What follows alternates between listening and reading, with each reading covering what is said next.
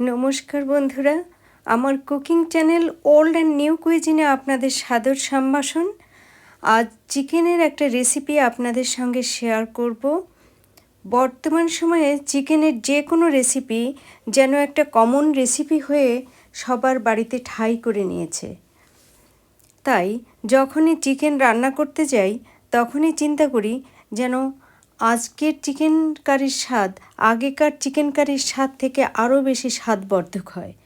সে কথা মাথায় রেখে আজকের চিকেন কারি রেসিপি। বন্ধুরা, এই চিকেন কারি রেসিপির জন্য আমি কি কি উপকরণ ব্যবহার করেছি এবং কিভাবে রান্না করেছি তা দেখার জন্য আমার সঙ্গে থাকুন, দেখতে থাকুন। আজকের চিকেন কারির জন্য চুলার মিডিয়াম আঁচে কড়াই গরম করে নিয়ে দিচ্ছি পরিমাণ মতো সরষের তেল।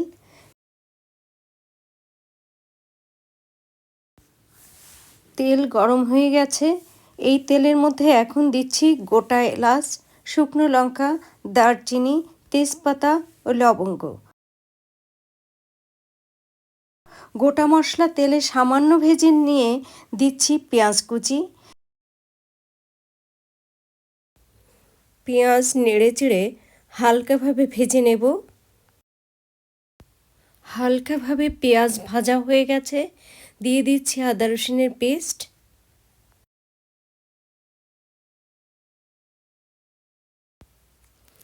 আদা রসুনের পেস্ট দিয়ে ততক্ষণ পর্যন্ত কষিয়ে নেব যতক্ষণ না পর্যন্ত আদা রসুনের গন্ধ না ছাড়ে।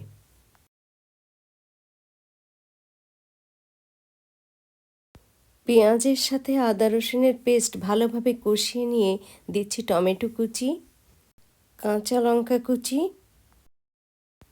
স্বাদ অনুসারে লবণ, হলুদ গুঁড়ো, কাশ্মীরি লঙ্কার গুঁড়ো, ঝাল লঙ্কার গুঁড়ো, গোলমরিচের গুঁড়ো, জিরে গুঁড়ো ও ধনে গুঁড়ো।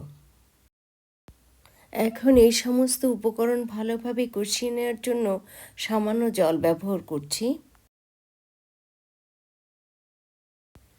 এবার সব উপকরণ ভালোভাবে নেড়েচেড়ে মিশিয়ে দিচ্ছি।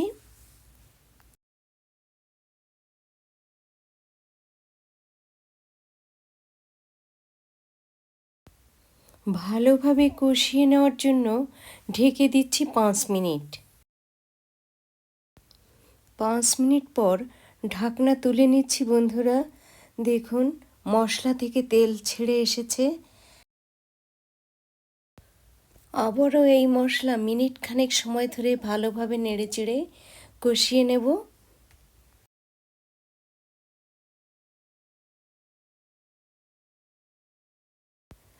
এখন কষানো মশলার মধ্যে ধুয়ে রাখা চিকেন দিয়ে ভালোভাবে নেড়েচেড়ে মিশিয়ে দিচ্ছি মশলার সঙ্গে।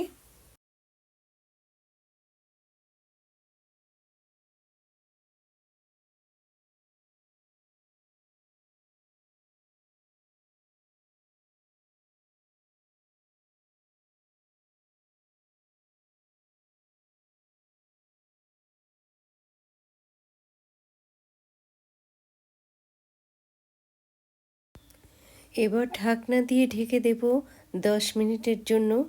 তবে বন্ধুরা, মাঝে মাঝে আমি ঢাকনা তুলে 2-1 বার নেড়ে চেড়ে দেব।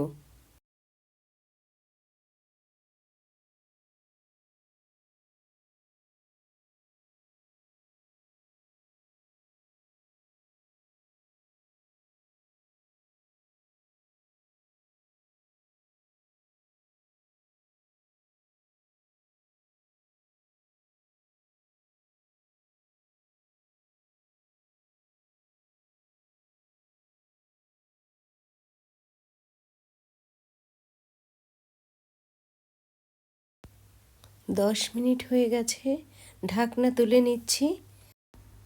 বন্ধুরা, আপনারা নিশ্চয়ই খেয়াল করেছেন, আগের বার যখন ঢাকনা তুলে আমি মাংস নেড়ে চেড়ে দিচ্ছিলাম, মাংসে কতটা জল বেরিয়েছিল। আর এখন জল কমে গেছে। তবে যেটুকু জল আছে মাংসের মধ্যে সেটা আমি নেড়ে চেড়ে যতটুকু সম্ভব শুকিয়ে নেব।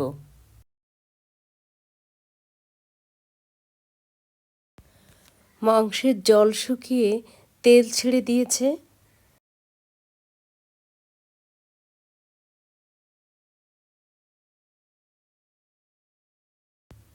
এখন এই মাংসের মধ্যে 1 টেবিল চামচ গুঁড়ো দুধ জলে গুলে মিশিয়ে দিচ্ছি।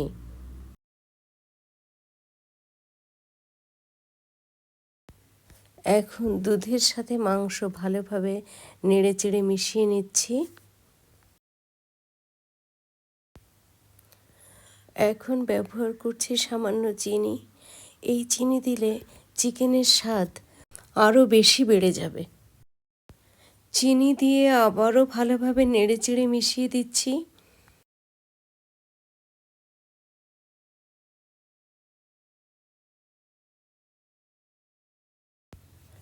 এবার ভালো করে কষিয়ে নেওয়া মাংসের মধ্যে দিয়ে দিচ্ছি পরিমাণ মতো জল।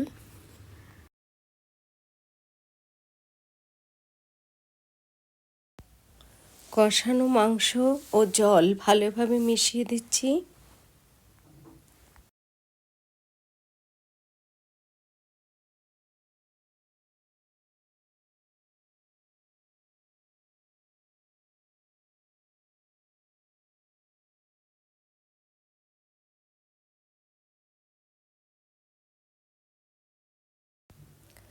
এখন চুলার আঁচ মিডিয়াম থেকে বাড়িয়ে হাই করে দিয়ে ঢেকে রান্না করব 5 মিনিটের জন্য।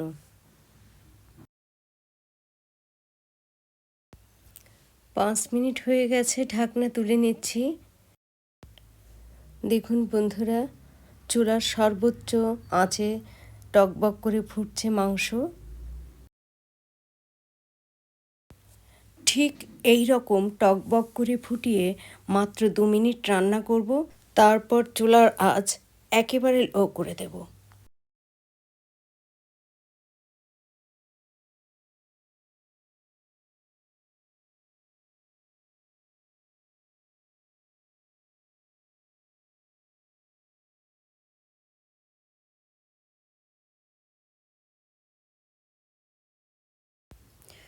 এখন দিচ্ছি 1 চামচ হোমমেড গরম মশলা। গরম মশলা দিয়ে বন্ধুরা ভালোভাবে নেড়েচেড়ে দিচ্ছি।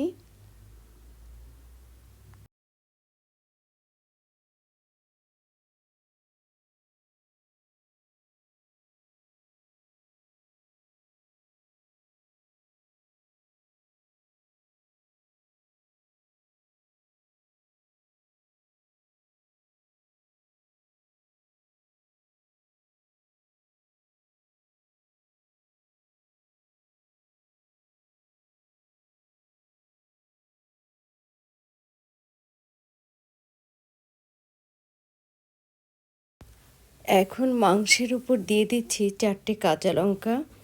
কাঁচা লঙ্কার একটা আলাদা ফ্লেভার আছে বন্ধুরা, তো এই মাংসের সঙ্গে সেই ফ্লেভারটা খুব ভালো লাগবে, সেজন্যই কাঁচা লঙ্কা আমি অ্যাড করেছি।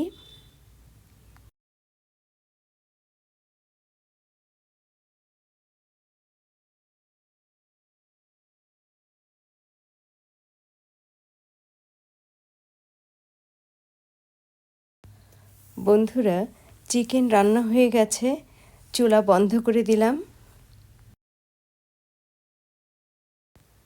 বন্ধুরা, আজকের চিকেন কারি আমি কোনো পাত্রে ডিসপ্লে করিনি, কড়াইতেই রেখেছি।